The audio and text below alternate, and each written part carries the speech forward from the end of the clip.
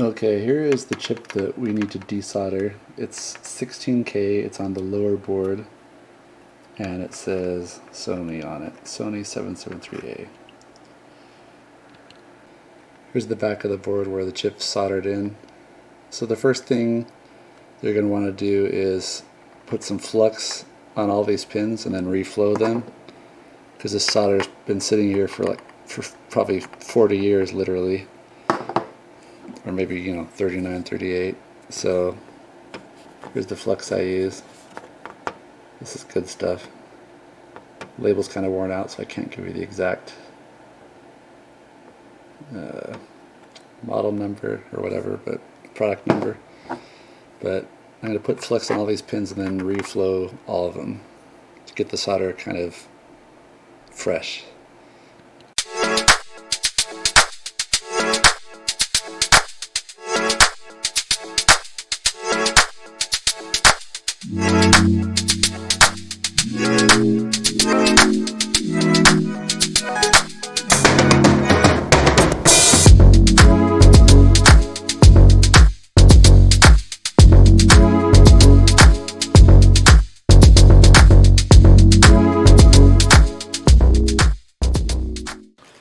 Okay, to actually perform the desoldering, I'm going to use this Hakko FR300.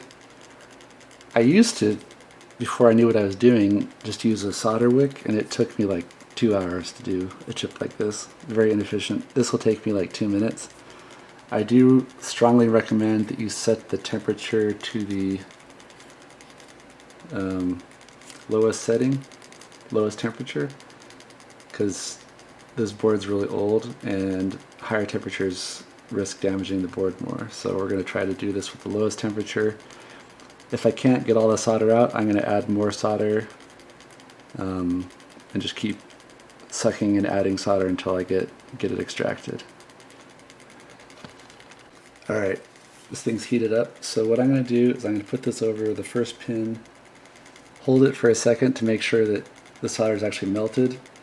Then I'm going to move the pin gently left and right, and while I'm doing that I'm going to suck.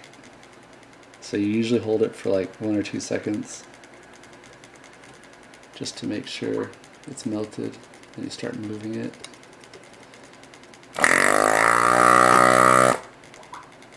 And suck it.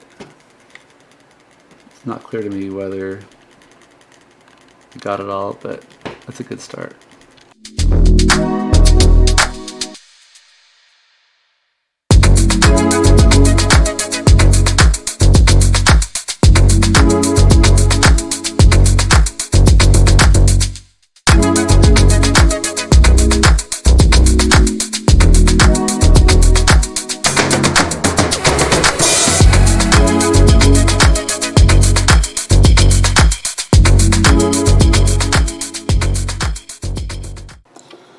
Now as you look at this, you can see that most of these look like they have holes where the pins are, and that means that the desoldering was successful. But this one, you don't see the hole. It looks like there's like solder down inside, so I'm going to redo this one and check the rest of them.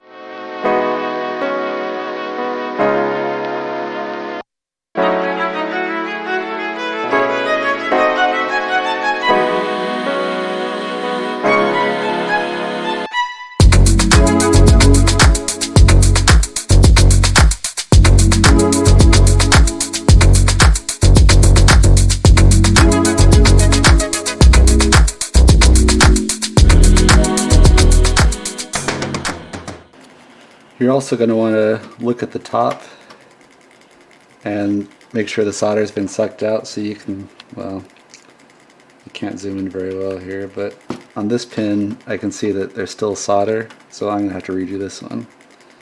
So that's another way you can tell whether it needs to be redone or not. Alright, once you've done your best to get all the solder removed, then you're going to want to take some tweezers like this and gently pull up on the chip. There's going to still be some solder, but not very much. So you're trying to gently break whatever solder is still attached.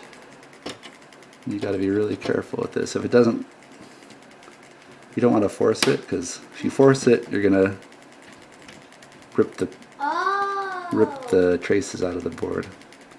And you'll have to do some patching. It's not the end of the world if this happens, but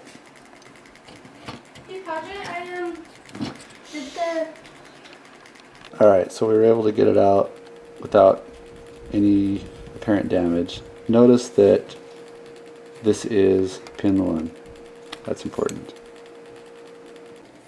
Okay, so the socket with the 12 holes in it goes on from pin 1 to pin 12. And then the one with 11 goes like that, so that this pin right here has nothing in it. This is important because the adapter that plugs in here is keyed to make sure you can't plug it in backwards. So make sure you get it right. Before you solder in the new black sockets, you're going to want to put the new sync generator replacement into position, and then like hold it with one hand while you solder a few spots with your other hand, which can be a little tricky to do, but with some practice you get the hang of it. The reason you want to do this is so that the sockets are straight, basically, that you solder in, and you know that they'll fit properly.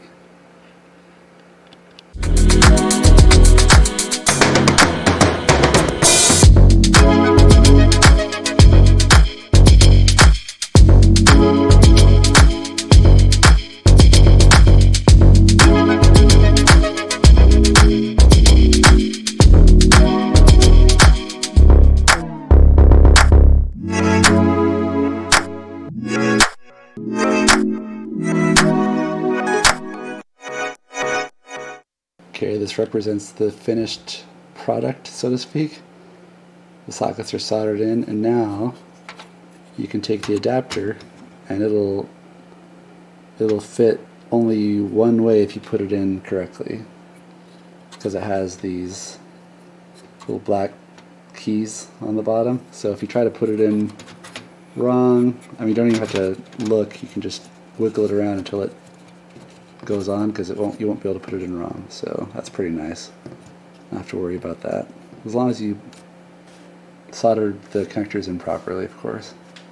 And then the standoff goes through this thing. So that's it. That's desoldering the old chip and soldering in this new connector.